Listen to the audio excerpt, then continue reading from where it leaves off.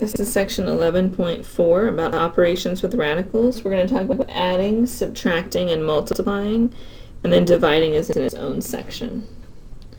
So in order to add or subtract radicals, the root and the base must match.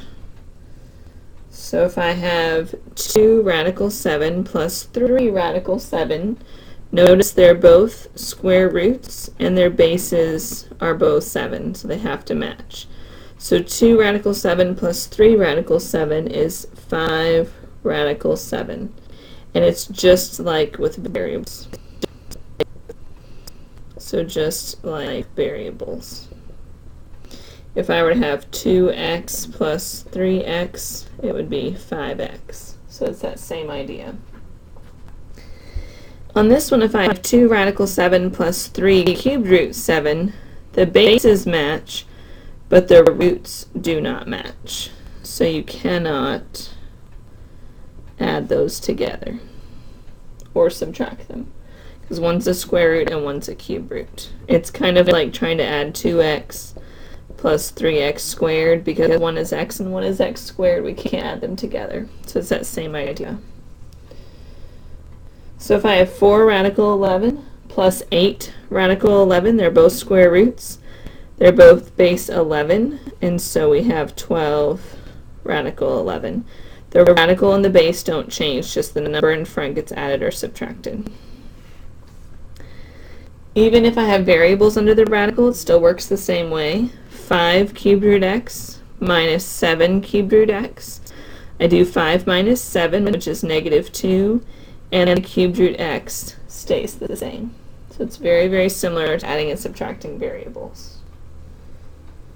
Most of the time, though, this requires breaking down or reducing the radicals to make them match.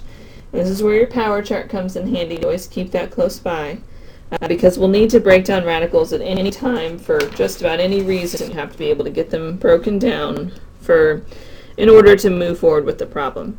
So we have radical 20 plus 2 radical 45. So right now they're both square roots, but one's 20 and one's 45. So what we're going to do is we're going to break down each one of these and hope that in doing so their bases will match. So 20 breaks down into 4 and 5. Which becomes 2 radical 5. 45 breaks down into 9 and 5, which would be 3 radical 5, but we're going to multiply it with that 2, so that's 6 radical 5. So if we break down each one, now they're both in radical 5 form, so 2 radical 5 plus 6 radical 5 becomes 8 radical 5. So something that we could not add together before, now we can.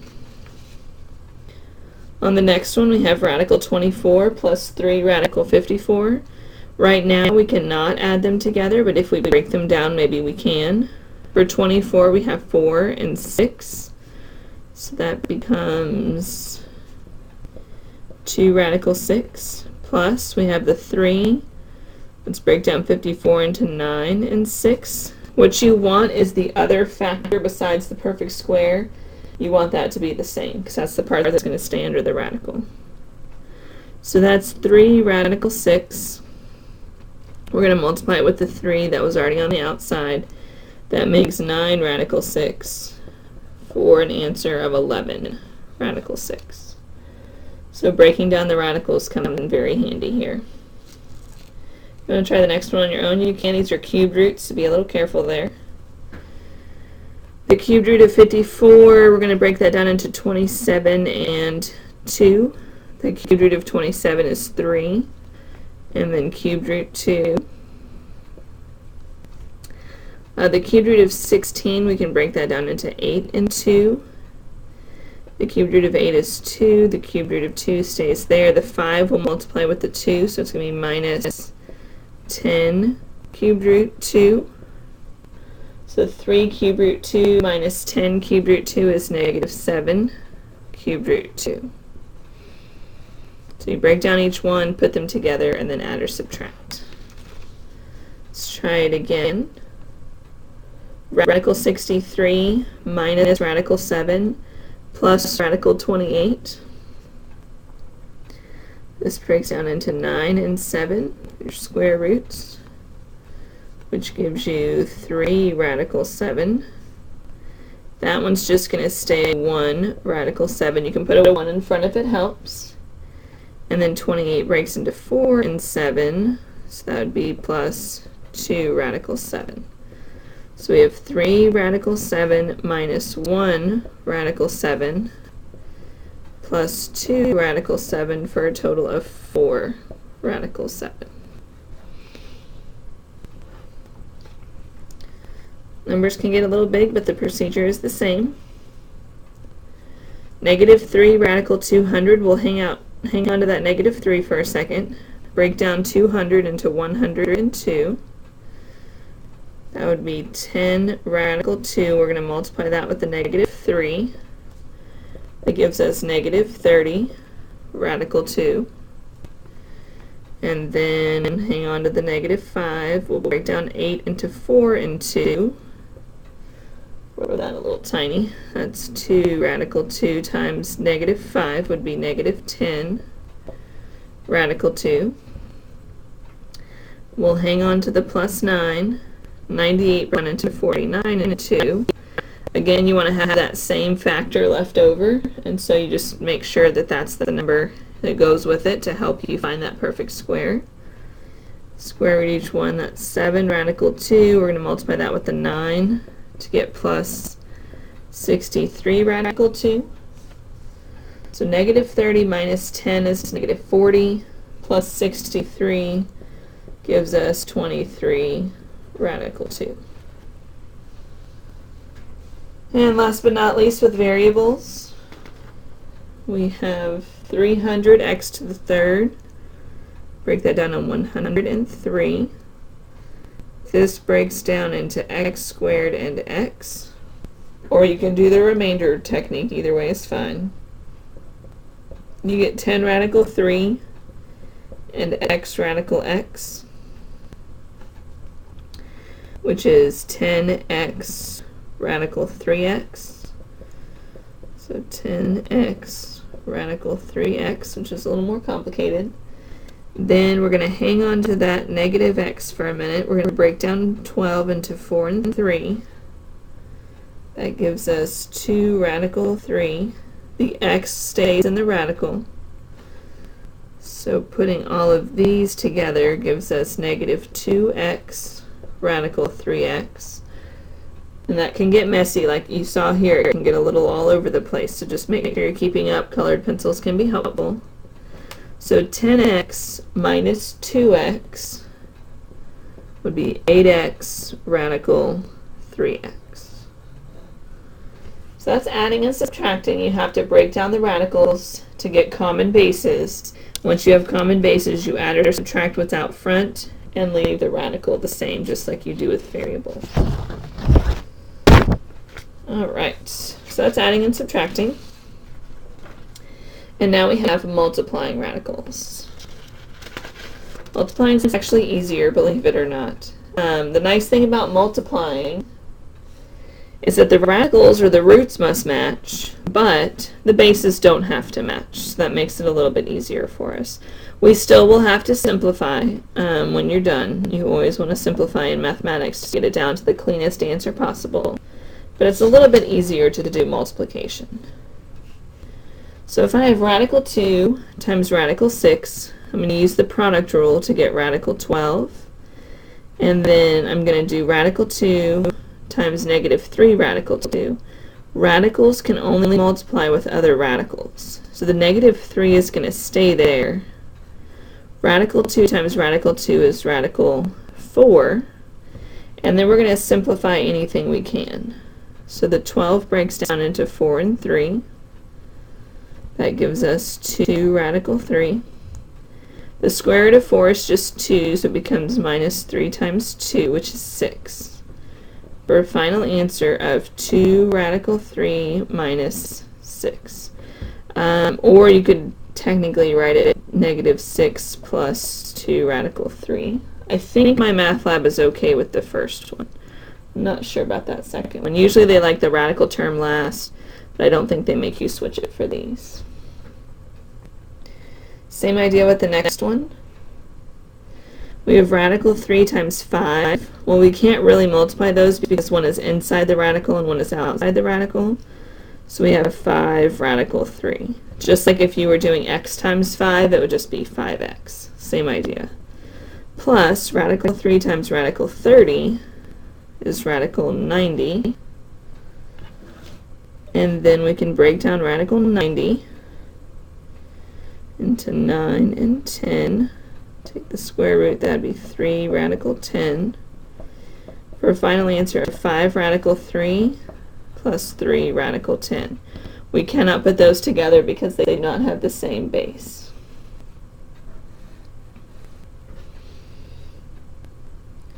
So that was a single radical times 2 terms. Now we're going to look at 2 terms times 2 terms, and we're going to use the technique that's commonly known as FOIL. So we're going to do radical 5 times radical 8, which is radical 40. Radical 5 times negative radical 2 would be negative radical 10. Negative radical 6 times radical 8 would be negative radical 48. And negative radical 6 times negative radical 2 would be positive radical 12. So you multiply them all out, radicals with radicals, integers with integers. Then you break down whatever you can. This breaks down into 4 and 10, which becomes 2 radical 10. 10 does not break down, so we'll just leave it radical 10. 48 can break down into 16 and 3. So that's 4 radical 3, and 12 can break down into 4 and 3, which is 2 radical 3.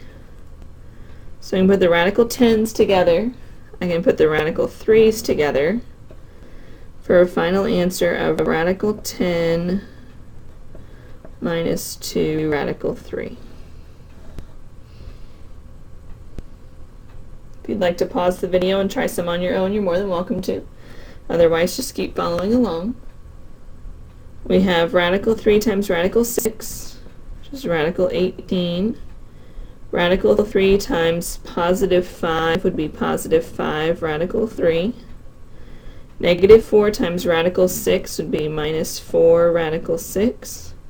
And negative 4 times positive 5 would be negative 20.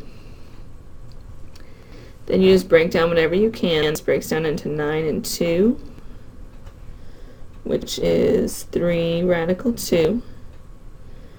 Nothing else breaks down, so this answer is going to be kind of a mess because nothing combines either. It's 3 radical 2 plus 5 radical 3 minus 4 radical 6 minus 20. It's just a big long chain of all 4 terms. You simplify what you can, but sometimes there's nothing else you can do.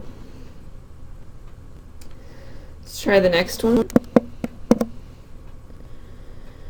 5 radical 3 times 6 radical 3. The 5 and the 6 can multiply. The radical 3 and the radical 3 can multiply. So 5 times 6 is 30. Radical 3 times radical 3 is radical 9. We'll clean that up in a second. 5 radical 3 times negative 4 is negative 20 radical 3. 9 times 6 radical 3 is 54 radical 3. And positive 9 times negative 4 is negative 36. From there, we'll try to clean that up a little bit. The square root of 9 is just 3, so this becomes 30 times 3. We can put those two together for 34. Whoops.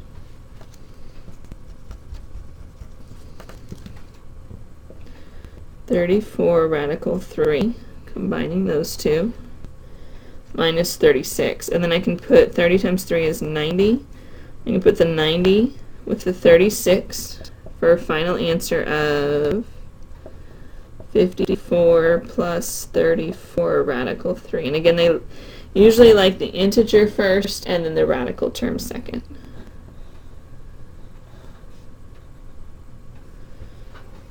I'd like to try the next couple. The next one is a shorthand way of writing the same binomial twice. So when you see a squared on the outside, I don't recommend trying to figure it out without rewriting it. I always encourage students to write it twice.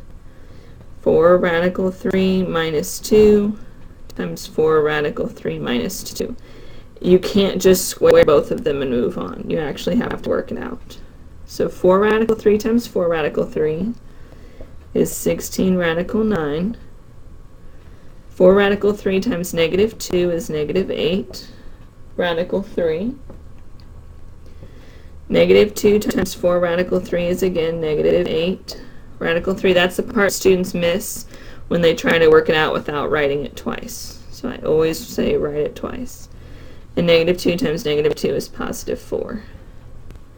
Radical 9 is just 3, so that becomes 16 times 3. I can put these two together to get minus 16 radical 3 and then plus 4.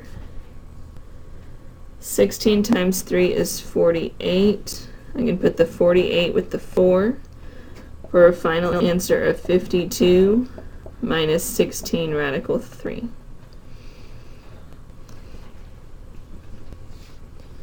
If you want to pause the video and try the next one, it's very similar, and then play it back, see how you do.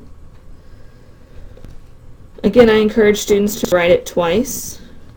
Don't try to foil it in your head. 2 radical 5 plus 3, 2 radical 5 plus 3, and work it all out. That should give you 4 radical 25 plus 6 radical 5 plus 6 radical 5 plus 9. Square root of 25 is just 5, so that's 20. I can put those together for 12 radical 5. Then I can put my 20 with my 9 for a final answer of 29 plus 12 radical 5. Couple more here. We've got 7 radical x times 3 radical x, which is going to be 21 radical x squared. So x times x is x squared. And 7 radical x times negative 5, which would be negative 35 radical x. Positive 5 times 3 radical x is going to be 15 radical x. And positive 5 times negative 5 is negative 25. I can put the middle two terms together. The square root of x squared, they kind of undo each other, so it's just 21x minus 20 radical x minus 25. And you can just leave it in that order. I don't think they're too particular about that for your final answer. I can't put any of those together because one is x, one is radical x, and one is an integer. Alright, last but not least, cubed root of x times the cubed root of x is the cubed root of x squared. The cubed root of x times 2 is positive 2 cubed root x. Positive 5 times the cubed root of x is positive 5 cubed root x. And positive 5 times positive 2 is positive 10. This does not simplify because 2 and 3 do not divide. 2 is smaller than 3, so it won't do anything. I can put the middle two terms together for a final answer of the cubed root of x squared plus 7 times the cubed root of x plus 10. And that's just all we can do for that one. And that's it for multiplying.